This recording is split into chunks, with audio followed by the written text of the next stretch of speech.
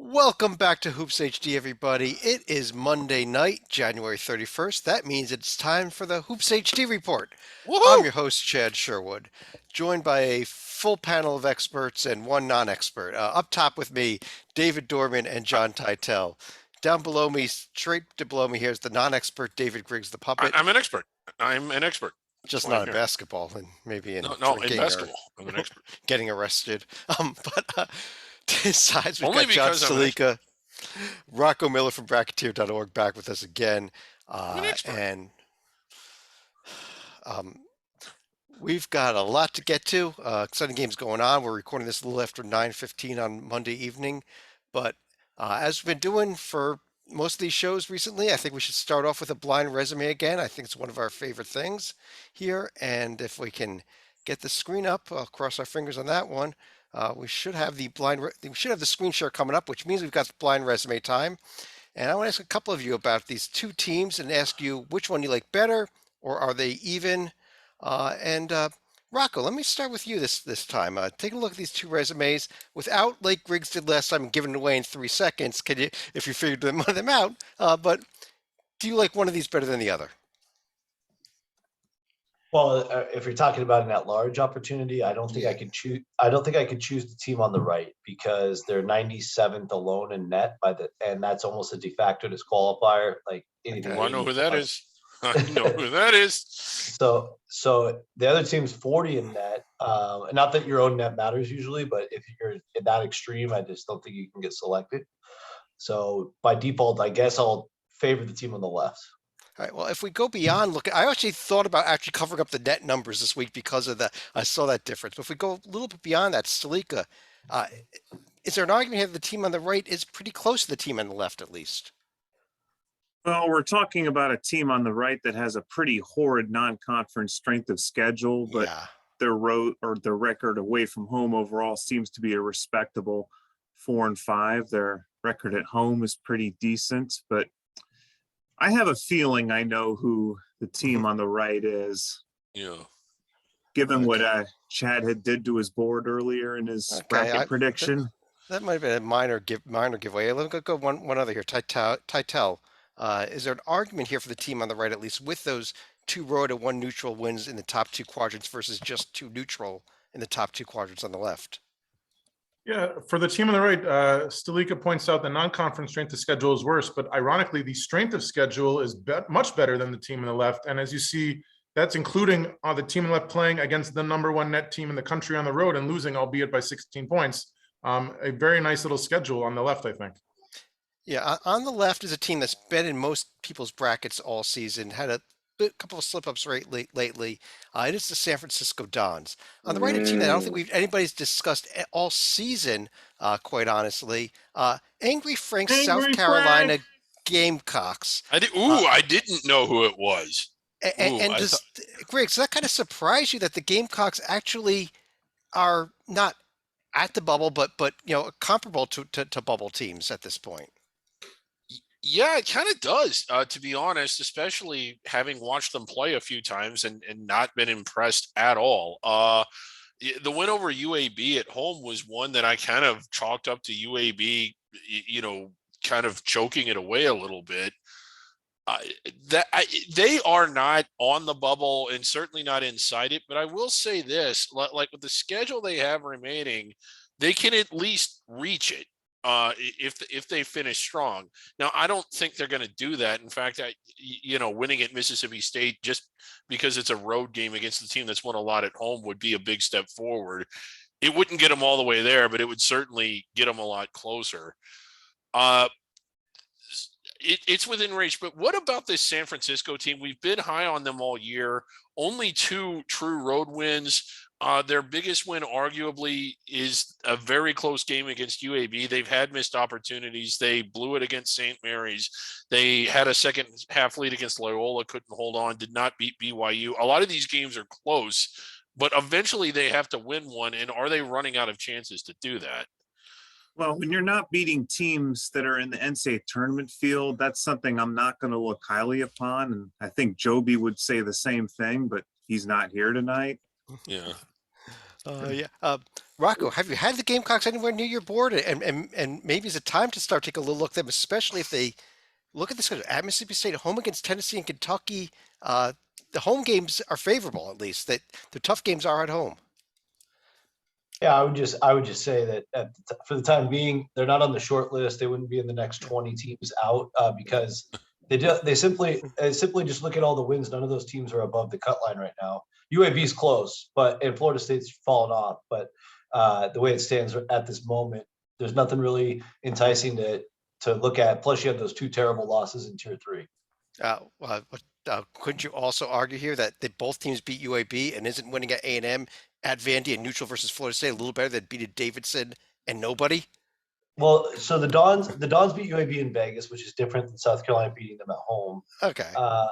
But yeah, I mean, obviously they're different quadrants, but I don't know. The Davidson win for the Dons is good too because that's a team solidly in. So I'll tell you what. Let's go to some standings but here. I like where your head's at.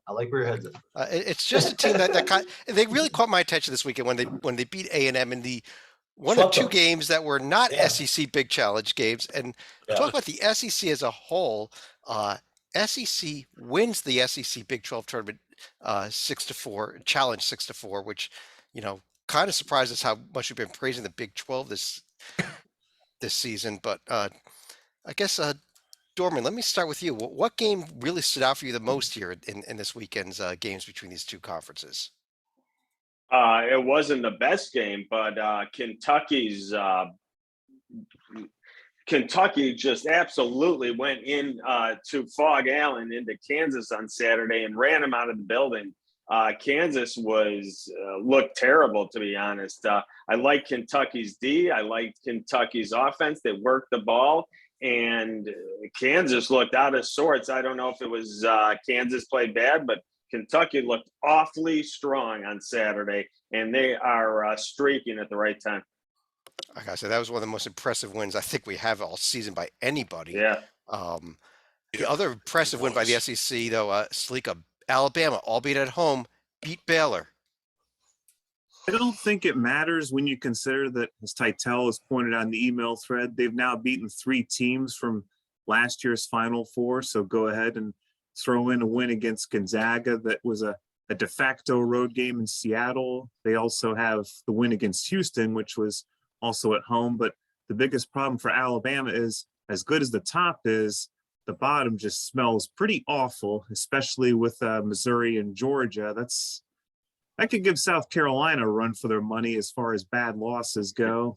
Yeah, the bottom is awful on the Tier 4 side. Not a single Tier 4 win. I mean, nobody has not a single Tier 4 game. That's a pretty impressive strength of schedule, making it number 1 overall in the nation right now, the SOS. Right. Sorry, go ahead, Dave. Okay, looking ahead, I mean, they're probably shooting for the moon this weekend when they go to Auburn. As good as they've been, I just think that that's a little bit out of their reach. But the games that are big are the game at Ole Miss and the game at Vanderbilt. I kind of think that that's low hanging fruit against non-tournament teams that are true road games, and they only have the one. Now they have the win in Seattle. I'm sorry, Griggs. Did you just say that a team that has being the number 1, number 2, and number 4 team in the net is out of their league going to Auburn? Yeah. I don't know how you can say that. Rocco, you're shaking your head too at that. Absolutely. I mean, Alabama has 6 quad 1A wins. The next closest team in the country has 4. If anybody knows how to beat top teams, it's this team. They know how to do it at home. They did it in Seattle too. Yeah. I just the way Auburn's playing, I just don't think. Okay, maybe they can, but the ones that they need to win the winnable games to round out their resume. Otherwise, I just think that the one true road win is kind of weighing it down right now. It wasn't to say that they have no chance against Auburn so much as it was they need to beat Ole Miss and Vanderbilt. By the same token, it's one thing for Auburn to sleepwalk at Missouri, but I can't see them possibly sleepwalking against an Iron Bowl rival right here. Well, they're not going to sleepwalk. I just think they're going to get beat. Auburn's really good, and they're at home. I mean, if they go to Auburn and win, that you're talking about a win that's as good as like what Kentucky just did at Kansas. I mean, that would just be an unbelievably awesome win. Or it's kind of like being 3 out of the top 5 teams of the nation in the same season, all of whom were in the Final Four last year. If they go there and do it, Title, let's move on here. I than- pulled up Arkansas on the right here. They picked up a win over West Virginia that may not be that great of a win at the end of the day, the way West Virginia's going right now. But 6 wins in a row now for the Razorbacks. Very weird schedule. So they started 9-0, dropped 5 of 6, and as you said, now won 6 in a row. They get Georgia and Mississippi State this week, should be 2 wins, and then they host the big bad Auburn Tigers on February 8th. Under 30% from behind the arc is atrocious, obviously. It hasn't hurt them. They've won 6 in a row. Senior guard Jaden Ivy, he missed the final game of 2021 against Mississippi State with an illness. 8 games since then, he's been unbelievable. 20 points a game, 4 assists a game, 2 steals a game. They have not been in my bracket all month long. I put them in last weekend as an 11 seed.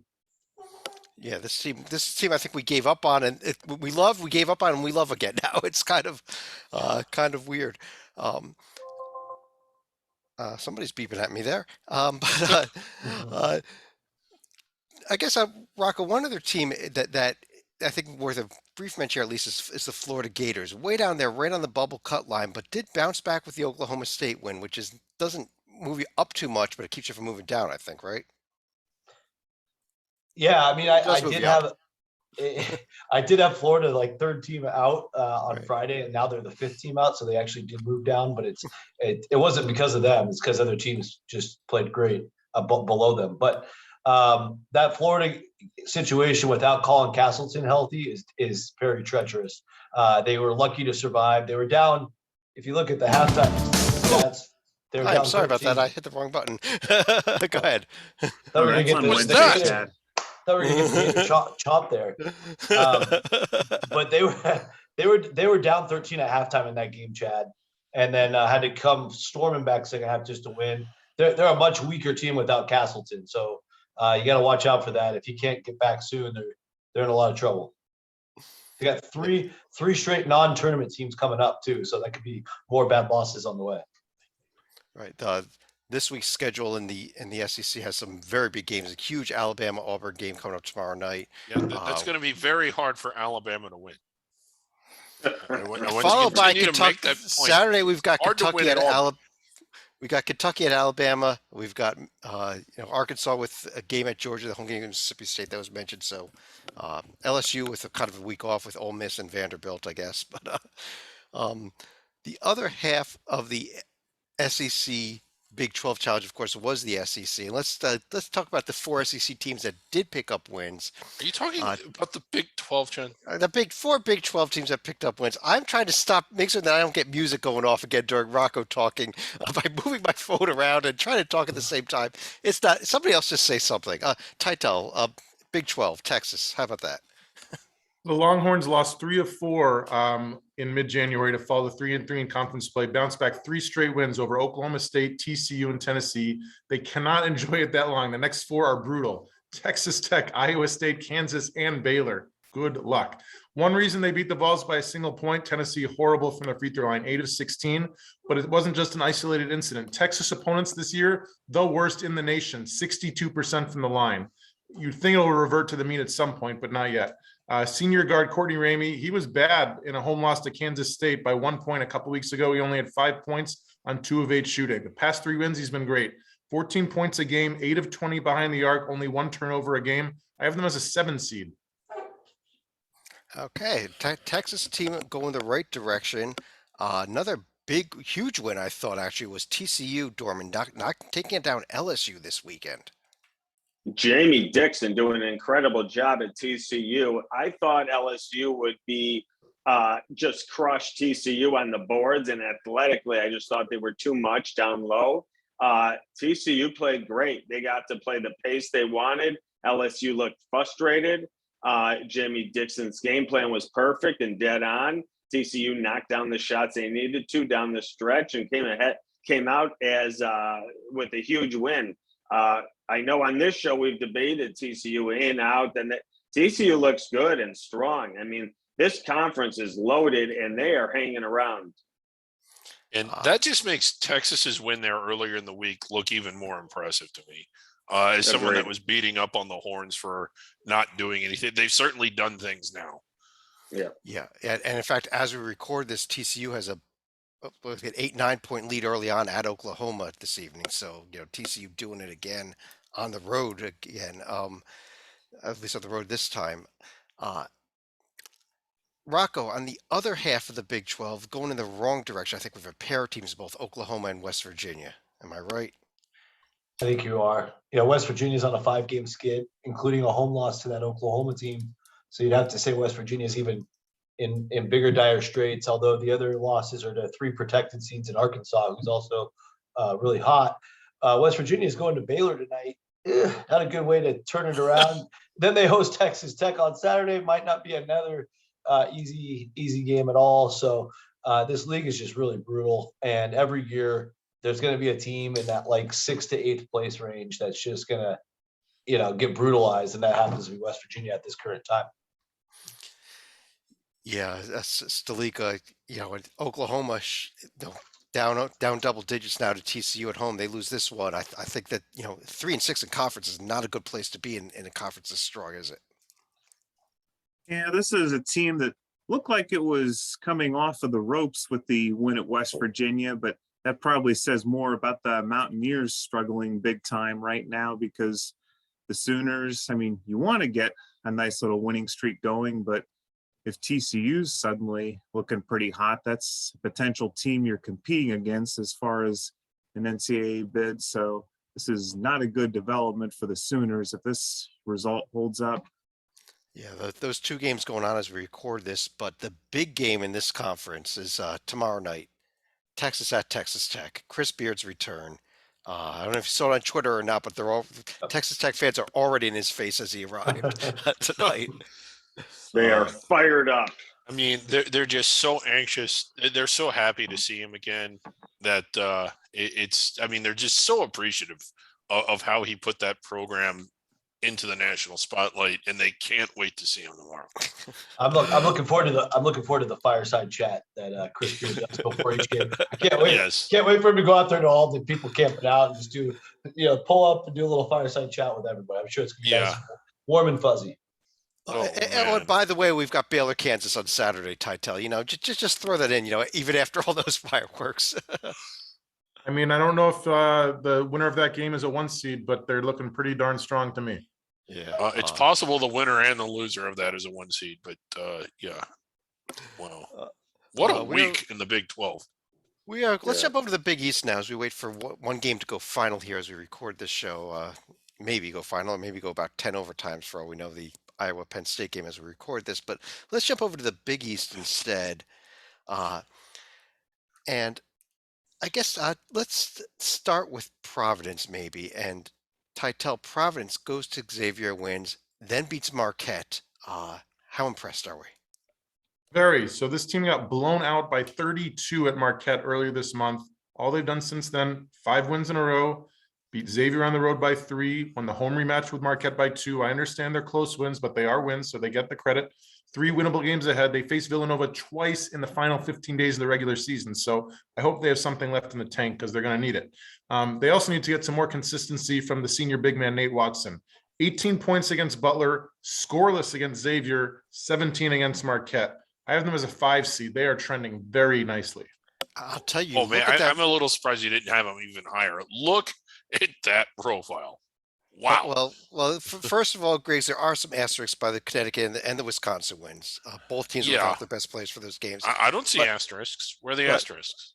But I just see tier 1A wins. I was going to point to the remaining schedule. You noted the 2 Villanova games. I think every other game in the schedule is a game they should win too. Yeah. Xavier at home though. Creighton, it's at home though.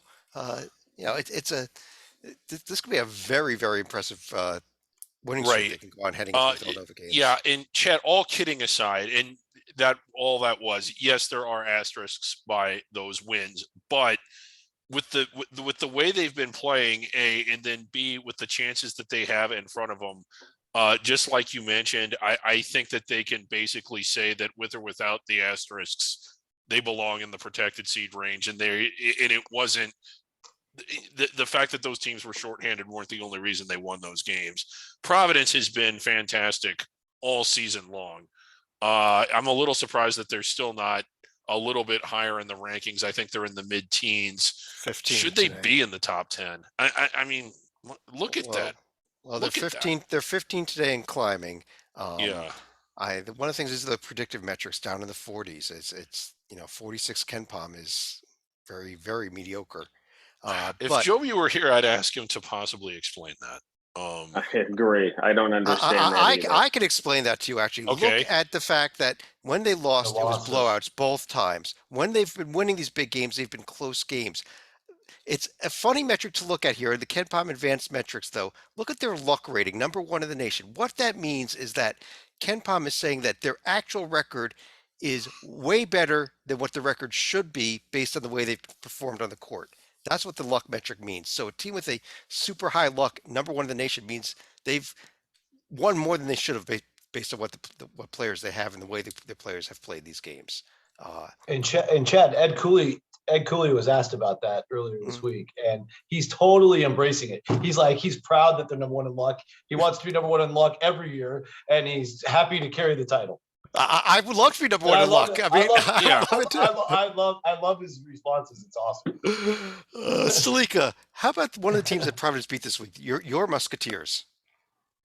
Yeah, it was kind of weird that, as Titel mentioned, Nate Watson had a goose egg, at least on the scoring part of his stat sheet against the Musketeers. But that also says you've got guys like Noah Horchler and Croswell and Bynum picking up the slack. But as far as Xavier goes, I mean, that was a game that they nearly stole because they were down as many as 14 in the first half.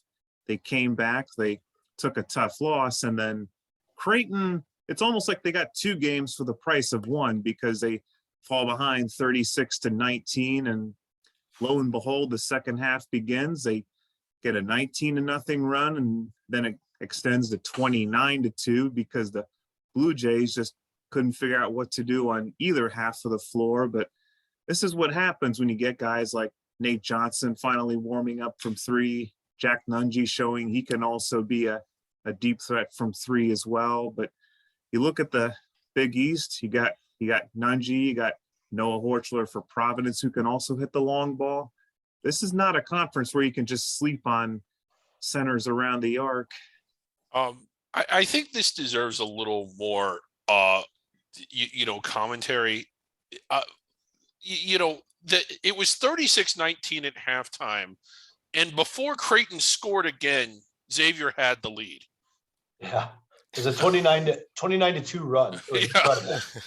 Absolutely amazing. That is not something that happens At very Creighton often. too. Yeah, at Creighton, yeah. They're really good in their building usually. Yeah.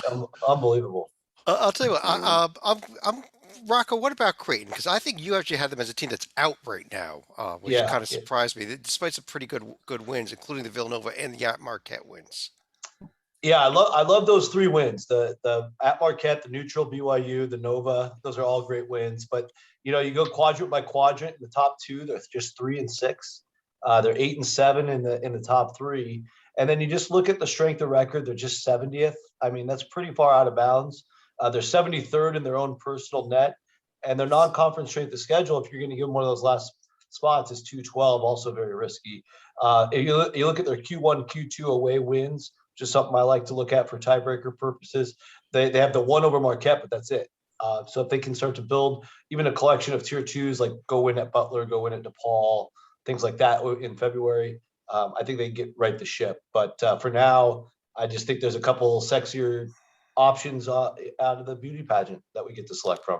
Now, one of the other interesting things we have to bring up for Creighton this week was there was actually 2 games where Greg McDermott was out because of COVID protocols, and one of them was the loss at Butler.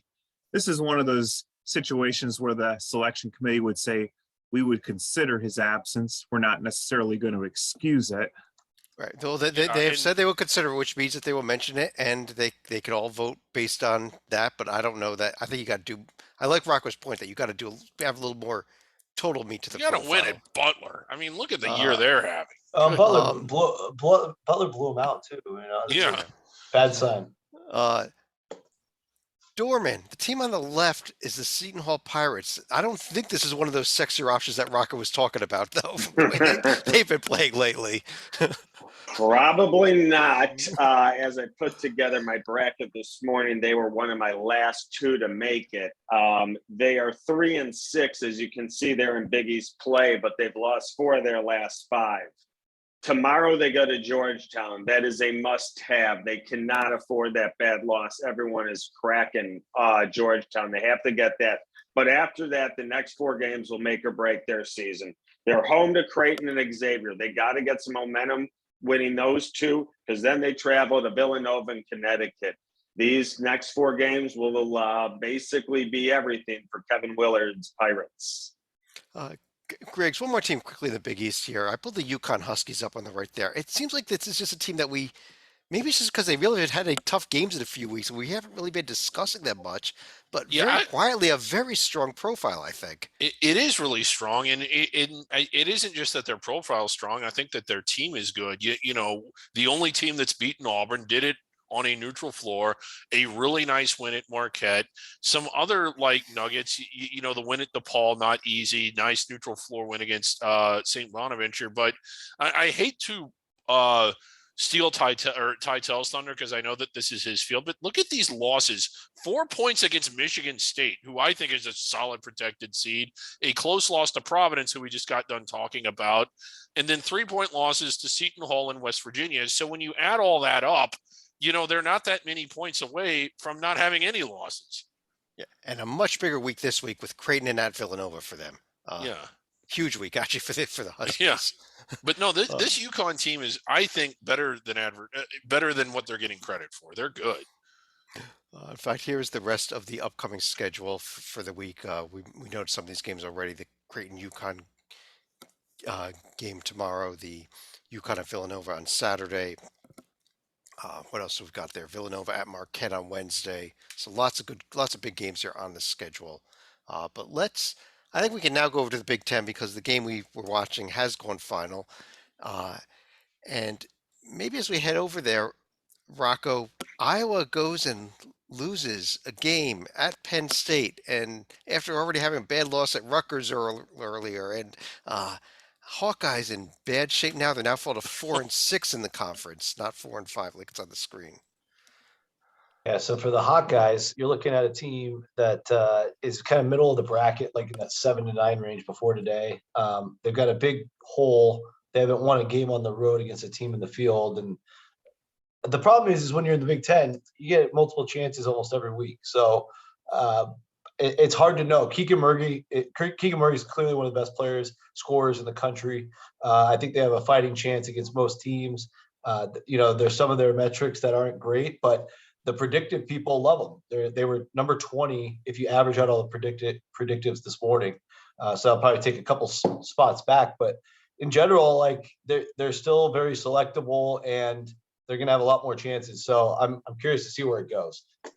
Just a comment real quick about predictive ratings. I know that these are kind of general indicators.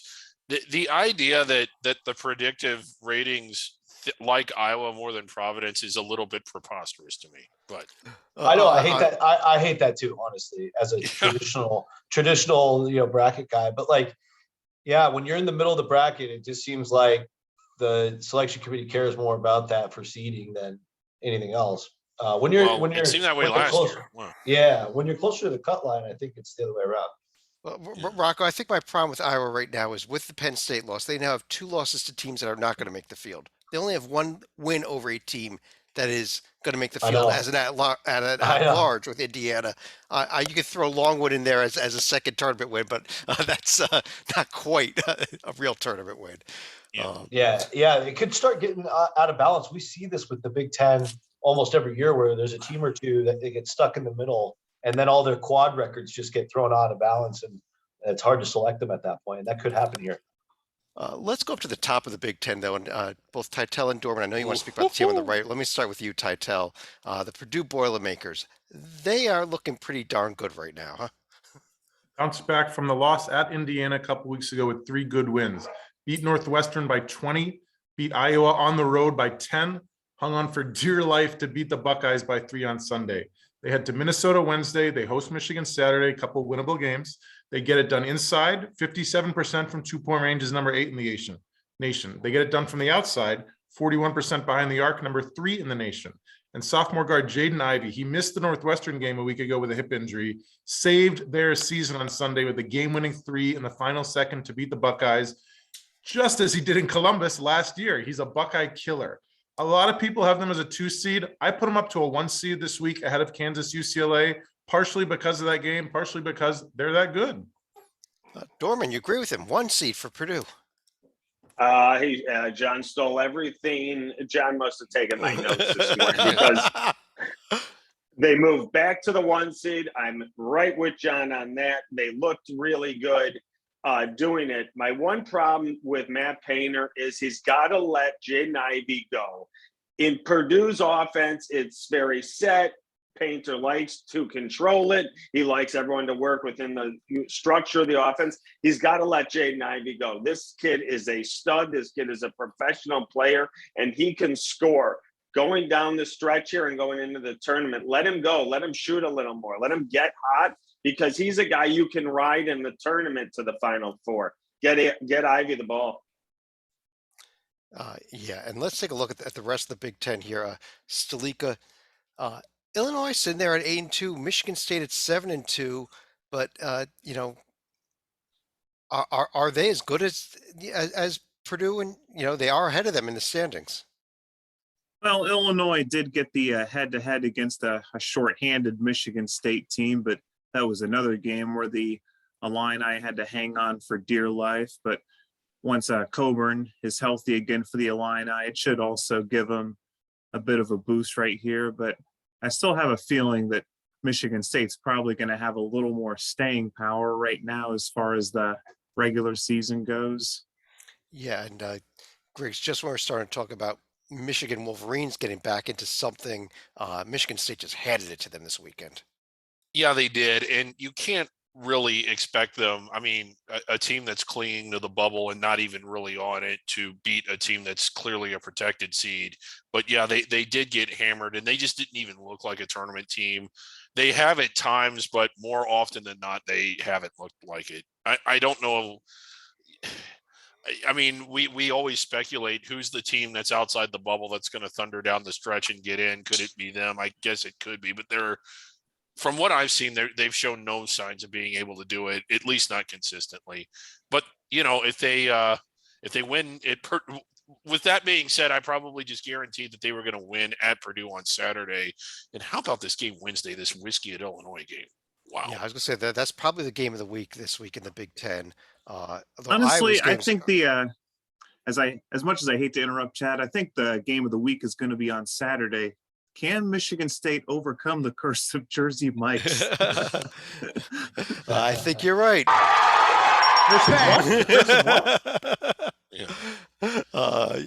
But yeah, no, Iowa also the big week though. They've got to bounce back, and they've got at Ohio State and home to Minnesota, so it's not exactly an easy way to bounce back. They need road wins. They they blew one tonight. Let's jump out west to the Pac-12, and maybe we should start at the bottom of the Pac-12, Titel. I think that's where you want to go. Actually, it's actually 5th place, but their last few years have been at the bottom of the Pac-12 at least. But the key is actually 5th place. They started this year 6th and 7. They've won 5 of their past 6 with only a road loss in Eugene. They head to the Bay Area for a road trip this week, then a brutal 3-game stretch in mid-February. Arizona, USC, UCLA back-to-back-to-back. Horrible shooting team. They're outside the top 300 from 2-point land and 3-point land, so they must be getting it done with defense. And Arizona transfer Terrell Brown. He was 4 of 16 from the field in the loss at Colorado 3 weeks ago. Past 6 games, he's been great. 24 points a game, 3 assists, 2 steals a game. Coach Mike Hopkins starts 4 seniors. He better be very active in the transfer portal this summer because he's losing like his whole starting lineup. Yeah, Washington, that's the most amazing stat, I think, is that 6-3. Rock, I know you're a Washington guy, but there may be a team a couple spots below them in the standings here that's looking a lot better in Stanford right now. Yeah, you look at Stanford as a potential tournament team. One thing that jumps off the page when you do a breakdown of them as a potential tournament squad is They got 4 wins against the field after sweeping USC. They also have the Wyoming neutral win and a win over Oregon. If you consider Oregon a team in the field, so that's going well for them. The problem is they're just not playing well enough overall. They're still stuck in the 90s in the net themselves. Pretty good strength of record at 49, which helps. So I do think Stanford's close. I think I have them as my 4th team out, much higher than I would have expected before I did the exercise last night. And so I definitely keep your eye on the trees. Harrison Ingram wins the Freshman of the Week award almost every week. I got the email today. He won it again. Just a phenomenal kid and player. Last year they had Zaire Williams as the phenom, but he just wasn't very efficient. He was also a contributor to a little bit of locker room issues. Harrison Ingram could not be further from that. He's just been tremendous for them, and this team has come together much better than I would have ever anticipated before the season started. This is the one thing they've got the low net. That's one of the biggest net to RPI discrepancies I've seen maybe ever. There's the old RPI right below it at 28. That's the difference between right. That's a huge difference. Yeah. J&G likes them a little bit. I think that they're closer than what the 89 indicates. Close. And yeah. I would imagine that will sort of that'll sort of fix itself if they keep winning at the clip that they have been. And they've got 3 winnable games coming up. Another team. Where are you going next? I was actually wanting to talk to Dorman about the team I put on the right here. And that's the team that Rocco mentioned. If you think Oregon's a tournament team, well, that's a big if after what happened this week with the home loss to a Colorado. Not only home loss to Colorado, in Colorado they then lost by 3 million points on Sunday night to Wazoo. So not a good loss at all for Oregon. Everyone's got my notes today, Chad. Sorry. Oregon, the Ducks 6-3 in Pac Conference play, and when I did my bracket this morning, they were one of the last few I had to leave out. And just like you said, things were going well. They were hot off the LA trip, and then they lose to Colorado. You can't do that when what they did in the non-conference, which was nothing. So now, ironically, the big game of the season comes this week because they're going to Colorado. They cannot get swept by Colorado this year, meaning if they don't win this week, they are in huge trouble, Oregon. So a lot riding on the Ducks when they go to Colorado later this week. Yeah, you take out January 13th through January 15th off of this schedule for Oregon, and they got nothing. There's nothing here. 3 Totally days. agree. Their entire season is 3 days right now, and I don't put a team in for 3 days. Griggs, you want to go somewhere else in this conference? Well, I wanted to look at a team who has a good net, and when you look at the rest of their resume, you're like, man, that's a good net. Wazoo. Okay. They did blow out Colorado last night, so go ahead. And they were kind of a team that we were actually big on. I know this was a million years ago, but coming into the year, they were everybody's dark horse, and they gave us reasons, at least at times, to think that they were right. Now, if you look at quad 1 and quad 2, you'll notice that it's lacking a little bit. They could use some better wins, but I'll tell you what, Greg. So this is a great example. Maybe we were talking about Providence earlier, the big discrepancy. Look at their really good predictive measures. Look at that luck number, 351. They're the unluckiest team in the nation, or one of them. They're the unluckiest team. And then talk about a net to RPI discrepancy the other way. I don't know, but I do think that they're capable of playing well. And when you look at some of their losses, Boise's really good. They were right in that game. South Dakota State really good, right in that one. Nearly beat USC, kind of blew that one really. All of their losses by 5 points or less, which could explain the high net against the weak merit of the resume. Are they good enough to be that team that makes that run that we're always talking about and gets inside the bubble? I think they're good enough to be that team that makes the run that Oregon State made last year, but that's about the only run I think they make to make the field right now. And I don't know that you could do it against this Pac-12 either, unless crazy things happen in March. Coming up. What Sleek, I think we'd be remiss if we don't mention UCLA's week here. Beating up on Arizona, beating Cal, taking care of Stanford big. the Bruins are nearing 1 seed, are they not? Well, it's going to be hard to argue against the Bruins because at this point, with USC looking like kind of a nouveau riche program, it's literally going to come down to UCLA and Arizona. And UCLA won round 1 pretty convincingly. So it's amazing how once Mick Cronin got out of Cincinnati, he's actually started to dominate all of his rivals here, USC and Arizona, and getting a win against Stanford, also pretty critical. And heck of a week for Arizona, I think. Titel, they're your team coming up here. Host UCLA, host USC at Arizona State. Pretty big week. I still can't believe that we beat the Sun Devils, because when we were 0 of 13 from behind the arc in the first half, I was like, I've seen this movie every year where like the worst team ruins the better team season. But thank God they pulled it out in the second half, because that last thing you want on national TV is a home loss to the Sun Devils. Yeah, it's so the big week of the Pac-12. But let's go to the ACC. How about that? Yeah. This is conference bubble right now, I think. I put together a bracket, and I think I had 5 teams from the ACC in my first 4. That's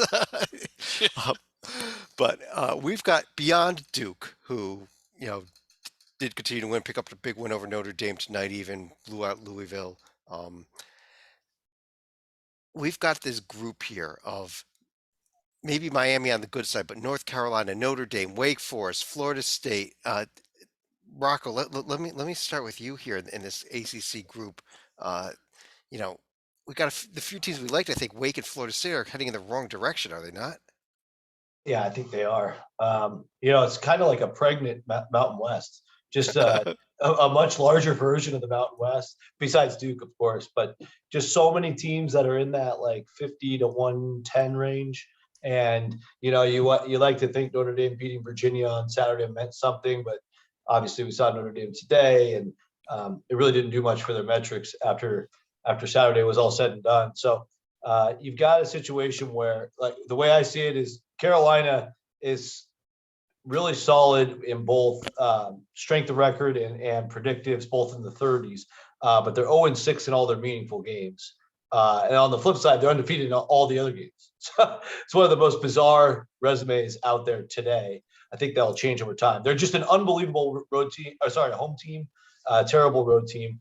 But there's another month of the season, so hopefully that works itself out. Wake Forest is in extreme danger if they stay near the cut line with that 326 non-conference straight. The schedule sticking out like a sore thumb. They need to get up to the 10 or 9 line for me to feel comfortable putting them in.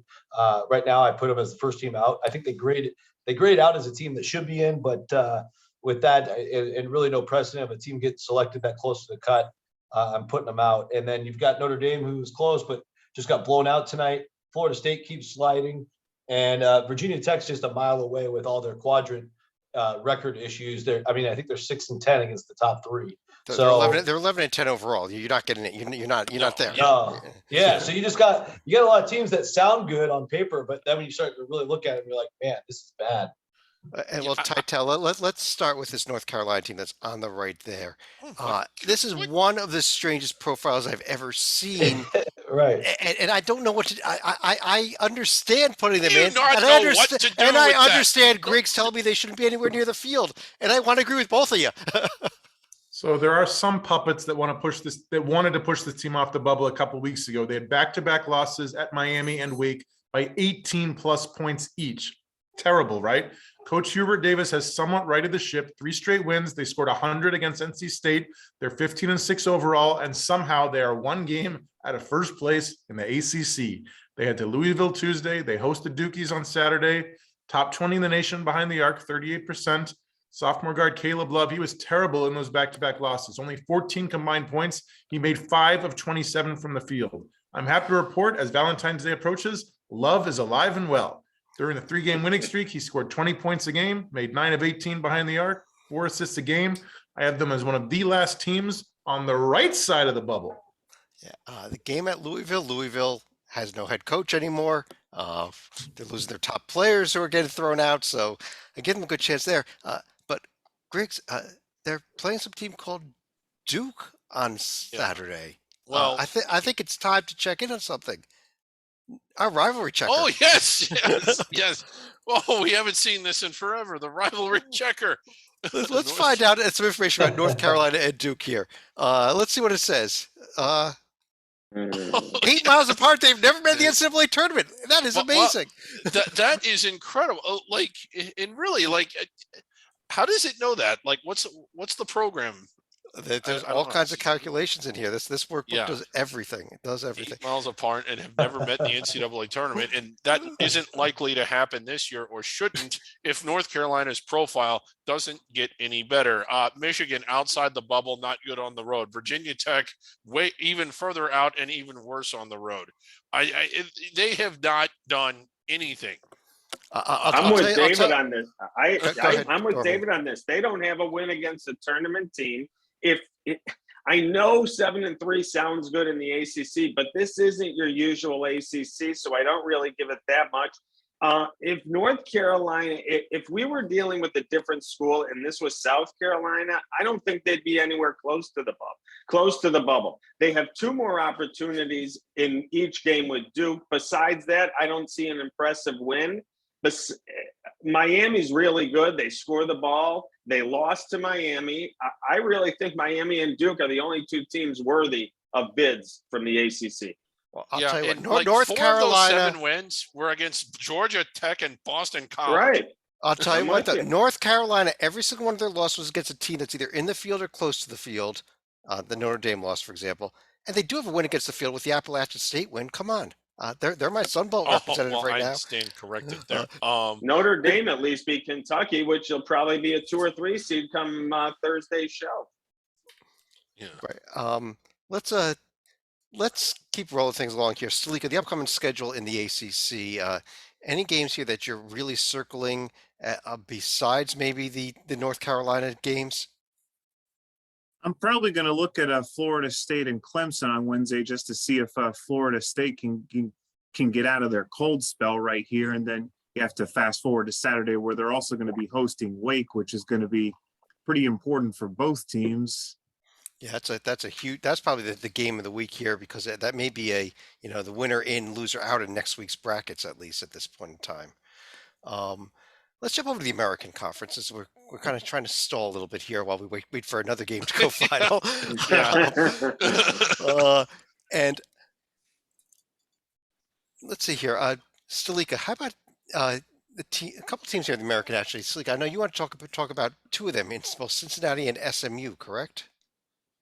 Yeah, because we talked last week, could Cincinnati have been the one team that could be the second bid out of the American? And they had a road trip to Temple in the East Carolina. Temple was a game where they actually had a lead for about 35, 36 minutes of the way, but unfortunately fell apart late in that game. And with the whole country watching, they were behind for a good chunk of the East Carolina game, but they did hit a game winner to at least escape Greenville. So they stay 1-1 for now. So that's why I had to bring up SMU as the other potential team right here. Outside of a bad exempt tournament back in November where they lose to LMU and Missouri, otherwise they've been a pretty respectable 16-2. But again, the big problem is they don't have a win against a team that's likely making the tournament right here. Right. And Rocco, I saw you were on a podcast earlier with Lucas, who was there with you, and was making the case that SMU should be in the field right now. Are you there?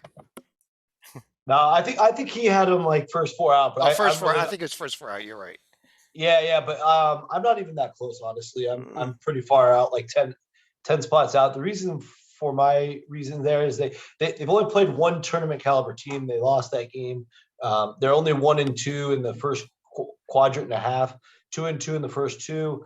They have a 3-12 non-conference strength of schedule. That's just like smell you later. You look at the road wins in Q1, Q2. It's only at Tulane, the only one they have, and that LMU loss keeps getting worse.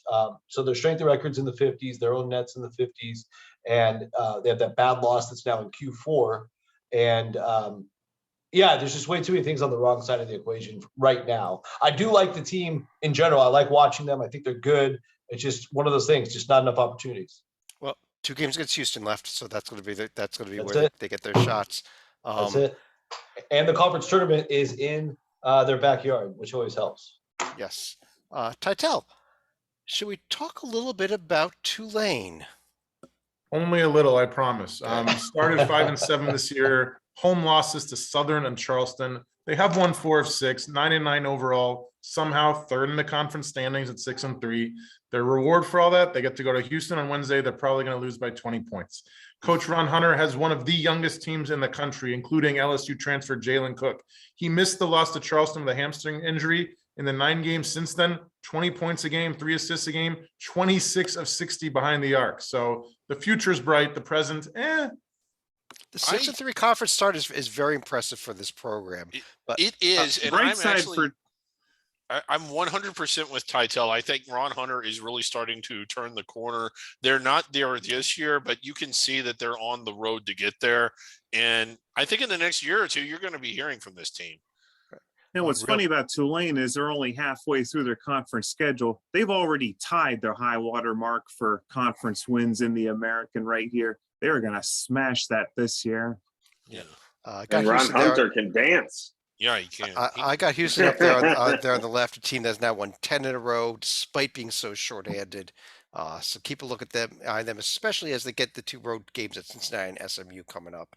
But let's take a quick look at the rest of the American schedule and try to keep things moving here. We've got a couple more conferences to get to, and we're starting to run a little long on the show, honestly. But let's jump out west to the West Coast Conference, where Dorman, I think you and Titel both want to talk about San Francisco. I'll let you go first this time so you can steal his notes. San Francisco is starting to scare me. They're very close to the wrong side of the bubble. They were one of my last 4 teams as of this morning. They have a lot of work to do. Last Thursday, they gave away a game to St. Mary's at home that they were winning the whole way, and they really gave it away. The last 4 or 5 minutes, they could not have played worse. They couldn't score. They couldn't get a stop. And if San Francisco wants to make sure they make this tournament without winning the West Coast Conference, a huge game this week, Wednesday night in BYU, would be enormous. Because after that, they don't really have much till the end of the conference schedule there with St. Mary's and Gonzaga. The rest all there would just be bad losses, and they can't afford any of those. San Francisco needs a huge win in Provo later this week. Titel, do you steal your notes? Most. I don't think they're going to get the win because BYU is reeling and needs this bounce back game, so it's not going to be a trap game. I thought this team was just going to be about Jamari Bouye this year, but Yawan Masalski, aka the Golden Goose from Belarus, has really taken it up a notch during the past 10 games, averaging a double-double, 15 points and 10 boards a game, and 3 blocks a game. I have them as an 11 seed despite losing 3 of their past 5. The team that's going in the right direction here, Rocco, the St. Mary's Gales, almost getting close to breaking the top 25 of the polls nationally with their huge comeback win. I think that maybe we've forgotten about them a little bit this season also until now.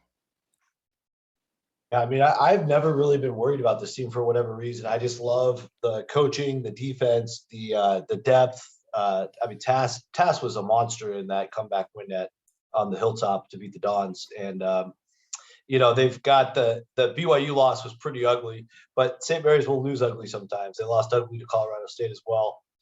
But yeah, I think they're a really, really rock solid team. I think out of those 3, obviously BYU's been upset already by Pacifica and Santa Clara. San Francisco almost lost to Santa Clara as well.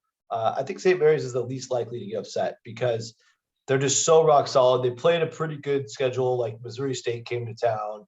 They won at Utah State. They got Notre Dame and Oregon. Southern Utah's a good mid-major. So is Bellarmine. So I think St. Mary's set themselves up really well with a lot of those tests to handle the middle and the bottom of the WCC. And I think they're well on their way to a tournament bid. Yeah. And Stalika, team that had the awful week this week was BYU, losing back-to-back road games in Santa Clara and Pacific after having that stumble in Utah Valley earlier this season. Yet they've picked up some big road wins, so that's a little weird.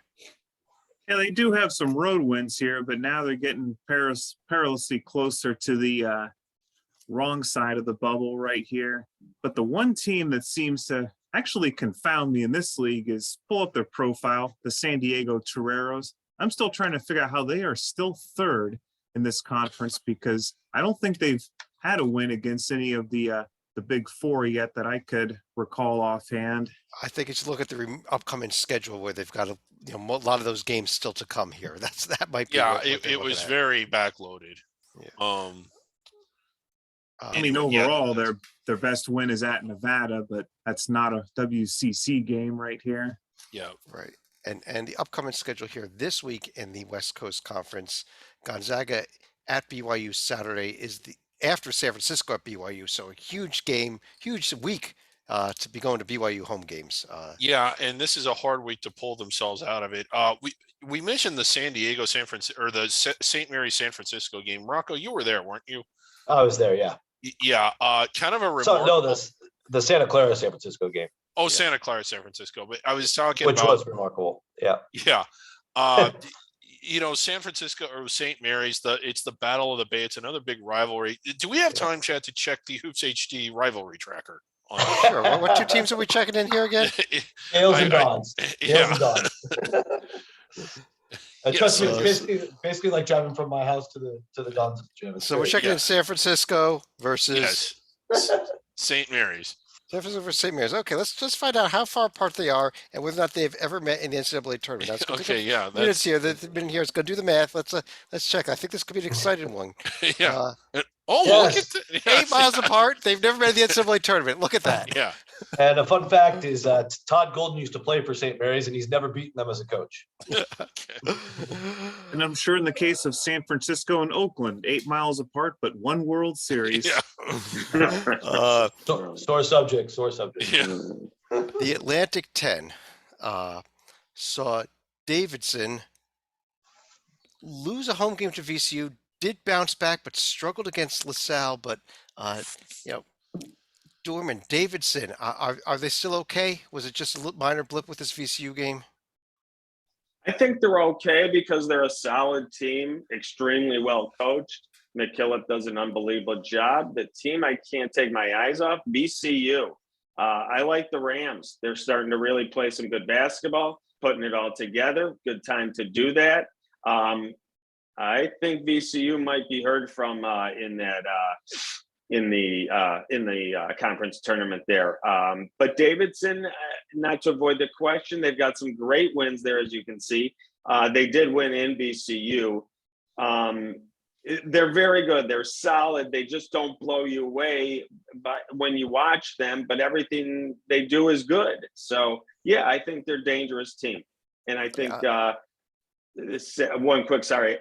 the Bonnies, again, I'm waiting for them to turn it up and get going. Haven't been able to yet, but to me, it's between these three: VCU, Davidson, and St. Bonnie. Yeah, Rocco, you're gonna be a chance to see Davidson, the Bonnies coming up here, correct? That's correct. Yeah, I'm actually in Buffalo as we speak, and we heading down there tomorrow for the game. Davidson's a team that Dorman, made good comments about. They're coming off that 15-game win streak, finally got snapped. VCU's full strength with Ace Baldwin back in full swing. I mean, they definitely have a whole different look to them since he's gotten back. And I do think this Davidson team is not a dominant team. Like you see them, even watching them Saturday against, I think it was LaSalle. They struggled to stretch that thing over double digits. So they like to just stick to their style. I'm very curious to see how they handle what is expected to be a very rowdy environment here in Olean, New York, and a Bonaventure team that is desperate, was picked to win the league, was picked to make the tournament, and basically was number one in everything in everybody's preseason. So it's basically put up or shut up time for the Bonnies. So it should be a fascinating matchup tomorrow. Yeah. Going back a week, Davidson only won by 3 at Fordham also. So they've been playing. Hitting a little bit of a little. tailspin here. And when you look at VCU, they don't have the paper that Davidson has, but the way they're playing, they could win out to the conference tournament. They really could. Yeah, and the thing I like about VCU is, VCU and Davidson did the the road win exchange programs. They both got good road wins off each other. And then VCU's been able to supplement that with wins at Dayton, Vanderbilt, and Richmond that are all landing in Q2 today. Not that they're like showcase tournament level wins, but when you start looking at the extreme bubble, which VCU's on, that really stands out. There's nobody else that I can find that has 4. And that helps the Rams quite a bit right now. Yeah, you kind of wish they weren't blown out at St. Bonaventure, but to quote the late Meatloaf, 2 out of 3 ain't bad. How about, though, Titel, the team that's in second place behind Davidson, how about the Patriots? About that simply silly schedule. They played 4 games in the month of December. They only lost 1 of them. Then they only played 2 games in the first 3 weeks of January and lost both of them on the road. Then they played 4 games in the past 10 days and won all 4 of them. And now they have 4 games in 8 days. St. Louis and LaSalle this week, then a home and home with Richmond next week. It's ridiculous. Great interior scoring. 56% from 2-point range is number 15 in the nation. And Colorado transfer Deshaun Schwartz has been delightful during the past 4 games. 17 points a game. Okay, we've got here the upcoming schedule in the A10, the big Davidson St. Bonnie's game, and then Saturday, go ahead and circle this one. It is Dayton at St. Louis. It is CBC. This one is a brutal rivalry. Yes, think can we we need to check check the it out, Hoops this. HD rivalry checker? See, this is Dayton and St. Louis, the Arch Baron Cup, and this one is nasty. Ooh, I mean, okay, CC Dayton and St. DeVille. Louis. The Arch Baron Cup. Let's see how far apart they are. 8 miles apart. Yeah, They've never met in the apart, NCAA and they've tournament. never met in the NCAA tournament. That's just crazy. All right. Okay, let's jump over. We've been stalling on the Mountain West, but I don't think we're going to quite get this Colorado State Wyoming game over. They are in overtime as we record this. But let's talk about a couple other teams. Titel, how about Boise State, the first place team? 14 wins in a row. The last 6 have been by 8 points or less. What's amazing about that is that they're the 3rd worst free throw shooting team in the nation at 61%, but they're winning close games. Tough week for Wyoming. They get if they survive this game with Colorado State as we speak, they get to face Boise on Thursday, which could be the conference game of the year. I'm a little worried about freshman forward Tyson Dagenhart hitting the proverbial freshman wall. First 6 games of the year, 8 minutes a game on average. Arizona transfer Devonair Dutrieve was dismissed in early December, so they put Dagenhart in the starting lineup. Past 2 games, 37 minutes and 38 minutes. He's running out of steam, I fear, but I do have them as a 9 seed.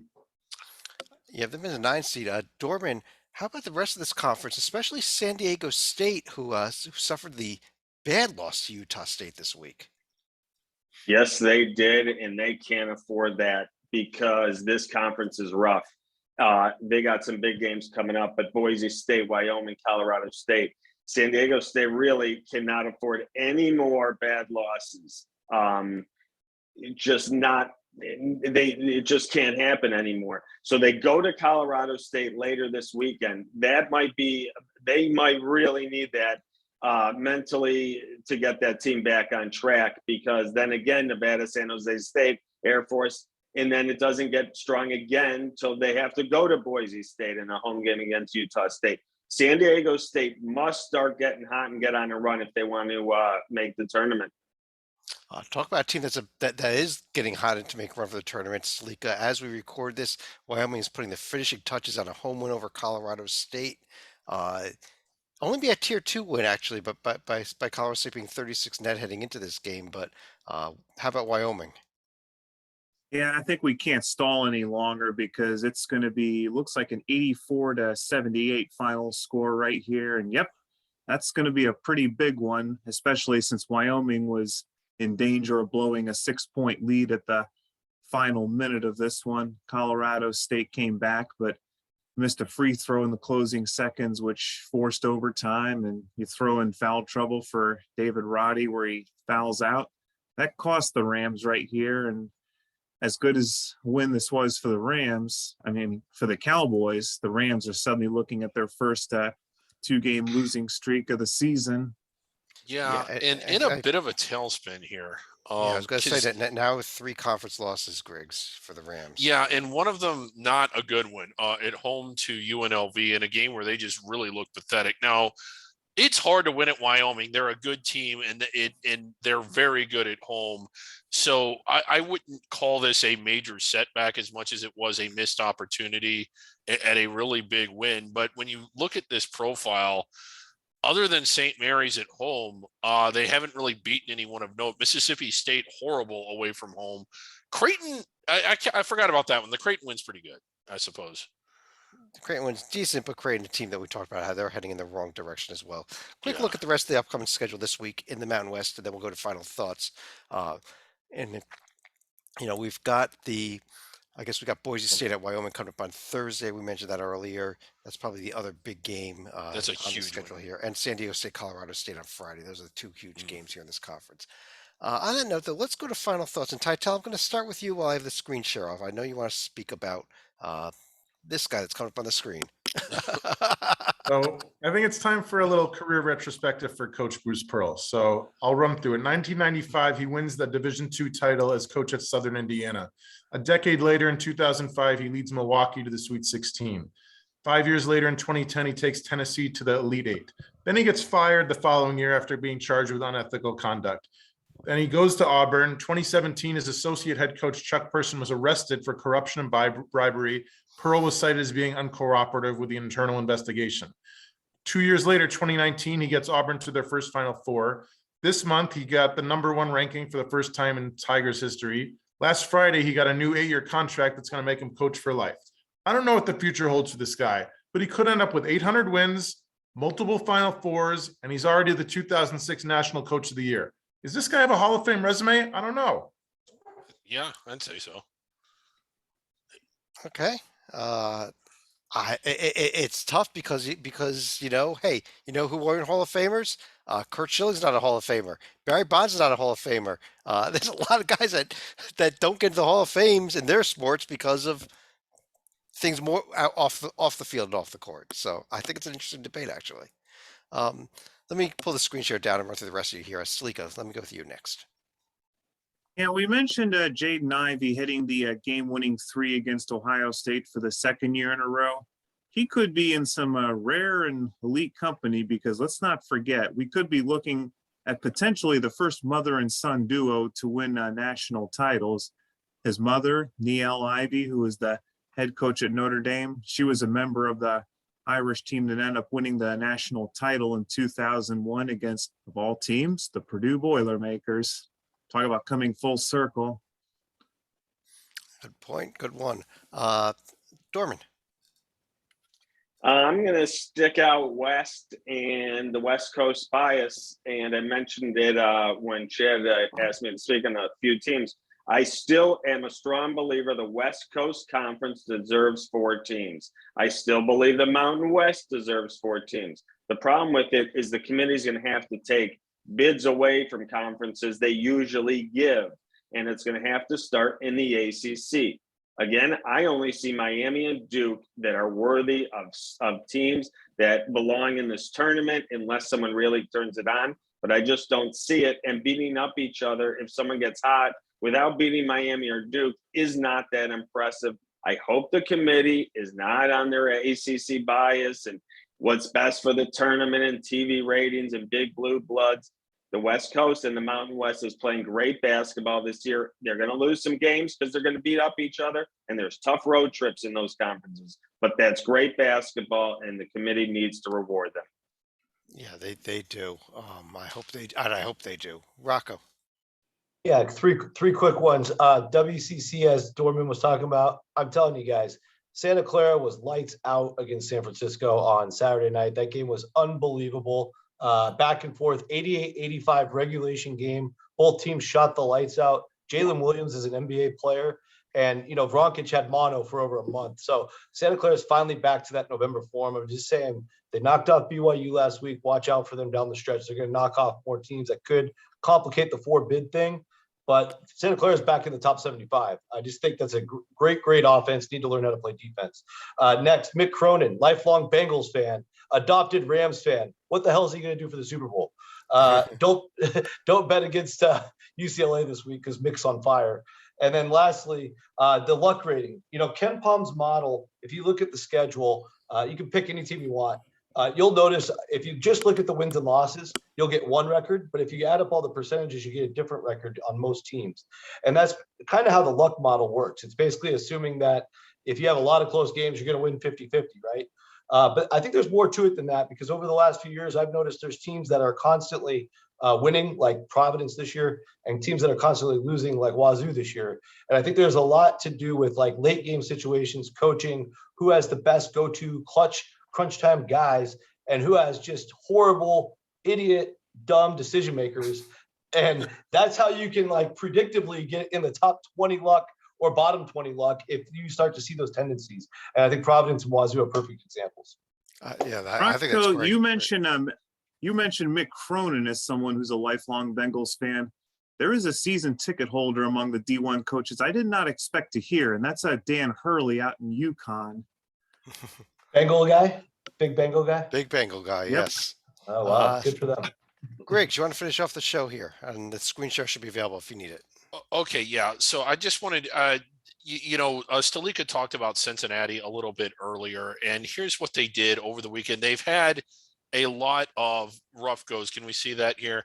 They've been up and down. We were kind of excited about them. We thought they were approaching the bubble for a little bit. Then they dropped the game at Temple. On Sunday, though, they came back and won at East Carolina. And I just wanted to give a shout out to the fans of Cincinnati, because yesterday this city was jacked after this game. I actually have a video here. Would you like to see it? Of Yes, the go fans. ahead. Yeah, of the fans. Oh, crap. Where'd it go? Of the fans reacting. Good job. No, Yes. that's your email there. There you go. Okay. I can't seem to, because the screen share's up. Okay, let's Upper stop right this. tab puppet. There you go. There It's it hard is. when you Okay, don't yeah, have here a- we go. This is the video of fans celebrating after they had beaten East Carolina. Wow. Oh, good job. Actually, you kind of I don't screwed know that why up, they're but- wearing Princeton Yeah. gear, though. I'm sorry, Titel. I can't seem to stop the stop share. Oh, there it is. Okay. Okay.